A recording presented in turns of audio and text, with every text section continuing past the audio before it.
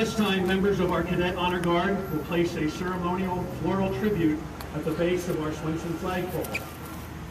Our hope is that this modest symbol of our collective memory of that tragic day 10 years ago will serve as a reminder to each of us that we should remain ever grateful for the sacrifices of all who died that day in 2001 and to all who continue to risk their lives each day in service to our country.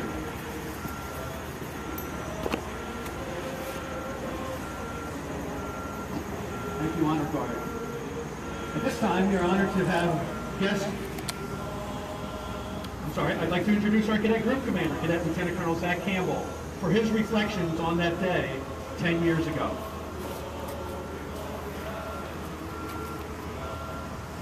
Thank you, Colonel Willie. Good morning, ladies and gentlemen, and welcome to our 4th annual 9/11 ceremony. As we all know, yesterday marked the 10th anniversary of the September 11th terrorist attacks.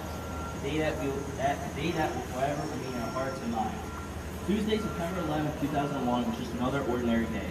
Men and women get prepared for work, families having breakfast, children preparing for school just like they would any other day. The day's end, the lives of all Americans would be forever changed. Early that Tuesday morning, 19 Al-Qaeda hijackers took control of 4 commercial passenger jet airliners with intent to cause disruption.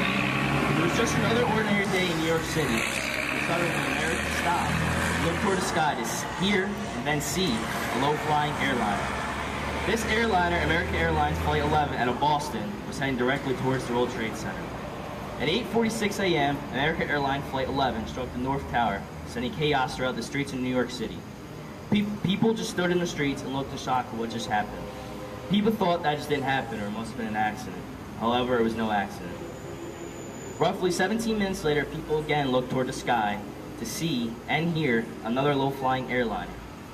And they stood as witnesses as this airliner, United Airlines Flight 175, also out of Boston, crashed into the South Tower of the World Trade Center. This time, everyone knew it was no accident, but Americans still stood in shock and terror. After the first plane struck the North Tower, New York City police and firefighters rushed to the scene. After the second plane struck the South Tower, over 200 fire stations and numerous police precincts throughout the New York City area rushed to the scene. These brave Americans, what we consider the first responders, collaborated and created quick plans to save as many lives as possible to evacuate the North and South Towers. Soon news spread out the country, and soon the American people were seeing live footage of what was occurring in New York City. Shock, terror, frustration, and amazement shook the country. However, this is just the beginning of a long and unforgettable day. While all attention was directed on New York City, a third hijacked plane, American Airlines Flight 77 out of Dulles International, crashed into the Pentagon around 9:37 a.m., bringing hysteria and terror to our nation's capital. The fourth hijacked airliner, United Airlines Flight 93 out of New York, crashed in Shanksville, Pennsylvania, southeast of Pittsburgh, around 10:03 a.m. This airliner was likely headed for the White House or the Capitol of Washington, D.C. At 9:59 a.m., the South Tower of the World Trade Center collapsed to the ground, sending not only debris and smoke, but people screaming and yelling for their lives. Smoke from the towers could be seen miles and miles away. 29 minutes later, the North Tower collapsed, sending more debris and smoke in the sky. As the day progressed, millions of Americans watched from their homes the images and videos from New York City, Washington, D.C., the Pentagon, and Shanksville, Pennsylvania. Men and women were sent home from work, children sent home from school. Cities were shut down, planes grounded, culminating in a day that all of us here today will forever remember. In all, there were close to 3,000 fatalities.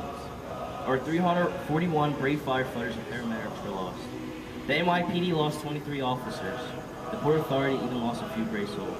Thousands lost loved ones. Fire and police departments lost brave men and women. But we Americans didn't fold in and collapse. We again grew together and eventually brought justice to those who planned and executed this terrible atrocity. It's cost a price, though. Over 4,500 of our brave servicemen and women came ultimate sacrifice for our nation. Today, we honor all our fellow Americans who lost their lives in New York City, at the Pentagon, and in the field at Shanksville, Pennsylvania. We honor the brave first responders who gave their lives to save others. We honor the brave passengers of Flight 93 who helped defeat the hijackers' hope, causing more destruction. We honor the Navy SEAL team who risked everything to bring down a mastermind this horrific and tragic event. And we honor the men and women who have and continue to sacrifice their lives to ensure our freedom.